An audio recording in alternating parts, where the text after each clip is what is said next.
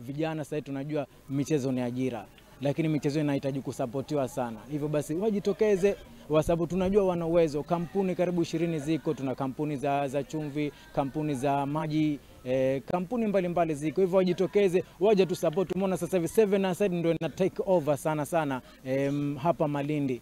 Seven Aside ina take over, lakini pia vile vile kwa wale ambao wameweza kutusupport pia vile vile tunasema asante sana. James Tuma ametoka Nairobi, amekuja na tournament kama hii project, ni kongole kwake.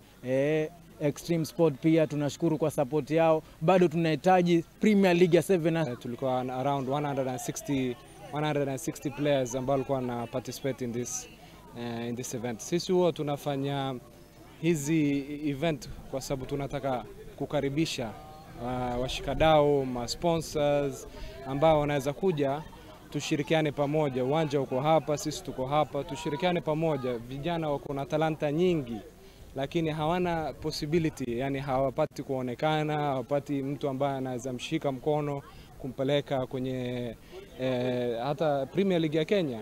So naomba washikadau kama mko hapo nje, sisi tuko available, tuko hapa, tushirikiane, tuangalie hao vijana tuwatoe mitaani badala ya kuzurura, wanafanya ile hiyo hobby yao ambayo ni soka iwe kazi yao ya kujilipa.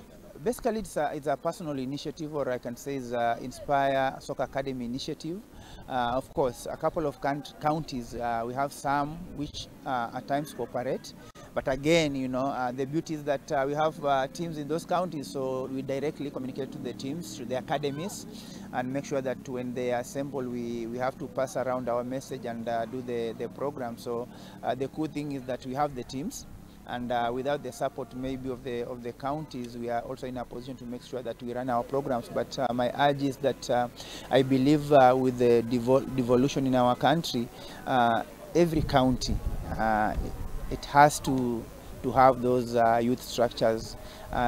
They should have maybe youth leagues to make sure that these kids are competing each and every weekend. Get